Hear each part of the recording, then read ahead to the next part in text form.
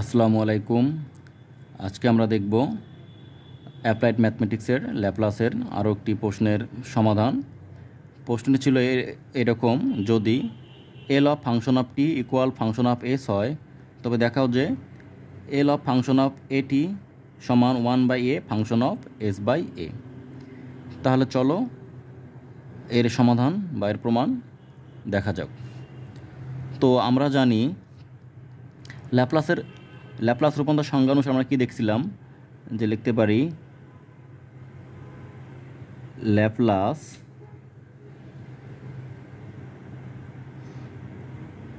রূপান্তরের সংজ্ঞা অনুসারে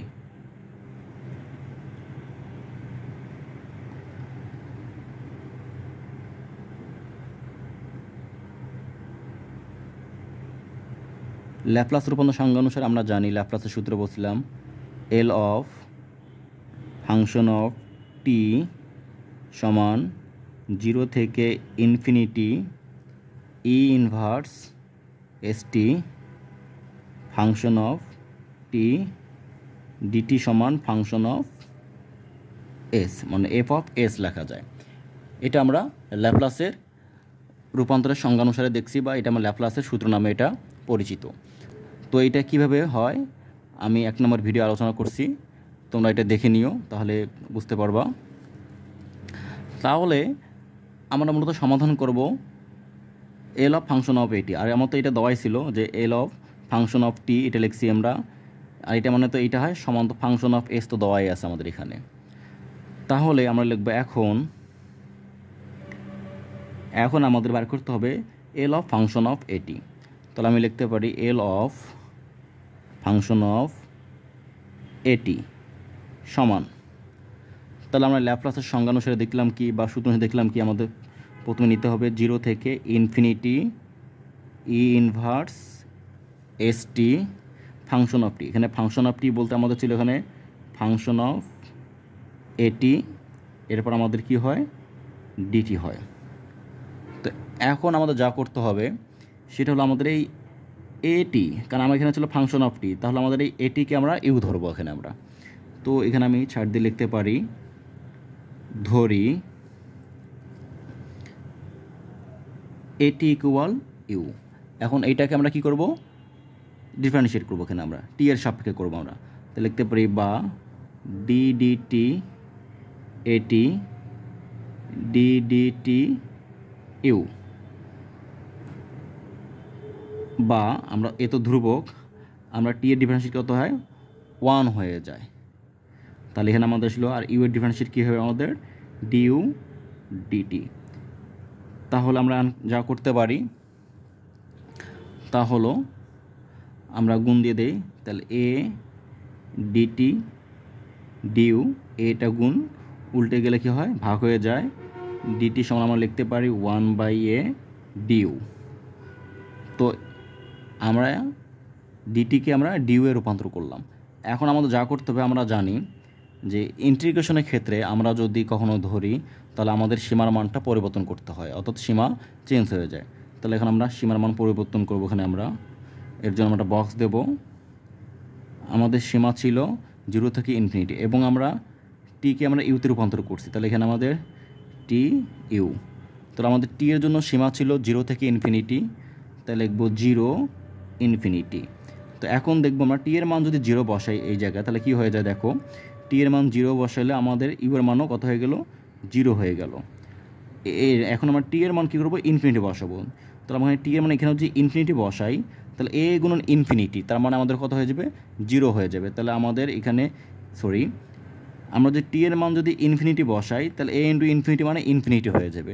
তাহলে ইনফিনিটির মান বসালে ইউ এর মান আমাদের হচ্ছে কত, আমাদের ইনফিনিটি হয়ে যাচ্ছে আমাদের। তাহলে এখন আমরা যা করতে পারি তা হলো, দেখো আমরা 0-র জন্য পাইলাম কত, আমরা ইউ এর মান 0 পাইলাম। এখানে আমরা ইনফিনিটির জন্য আমরা পাইছি ইনফিনিটি, তাহলে এখানে ইনফিনিটির পরিবর্তে আমরা দেবো ইনফিনিটি ই ইনভার্স এস টি।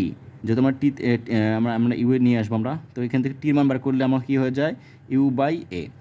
তাহলে আমার হয়ে যাবে এখানে কি ইন্টু ইউ বাই এ, এটা হলো আমাদের টি এর মান। ফাংশনের এটি বলতে আমরা পাইছিলাম ইউ, কারণ এটিকে আমরা ইউ ধরে নিচ্ছি আমরা ইউ ডিটি, ডিটির পরিবর্তে পাইলাম আমরা 1/a ডিউ, তো লিখতে পারি ইন্টু 1/a ডিউ। আশা করি তোমরা এই জায়গাটুকু বুঝতে পেরেছো। তো এখন দেখো আমাদের 1/a হলো ধ্রুবক, আমরা ধ্রুবক মানটা আমরা কোথায় লিখতে পারি, বাইরে লিখতে পারি এখানে আমি, তাই লিখতে পারি 1/a 0 থেকে infinity E inverse S U by A function of U DU সমান 1/a 1/a। এখন আমরা দেখব, আমরা যদি এটাকে 1 নম্বর সমীকরণ দ্বারা প্রকাশ করি তাহলে আমরা দেখতে পাই যে এইটা সমান ফাংশন মানে স্মল এফ এস লেখা যায়। কেন স্মল এফ এস লেখা যায় তোমরা আমার আগের ভিডিও দেখে নিও, অর্থাৎ আমার 1 নম্বর পার্টটা দেখে নিও, তাহলে বুঝতে পারবে কেন এখানে আমরা ক্যাপিটাল এফ না এখানে ক্যাপিটাল এফ না লিখে এখানে আমরা স্মল এফ লিখবো এখানে আমরা। তো যাই হোক, তো এখন দেখা যাচ্ছে আমরা এটা থেকে এটা কীভাবে পাই।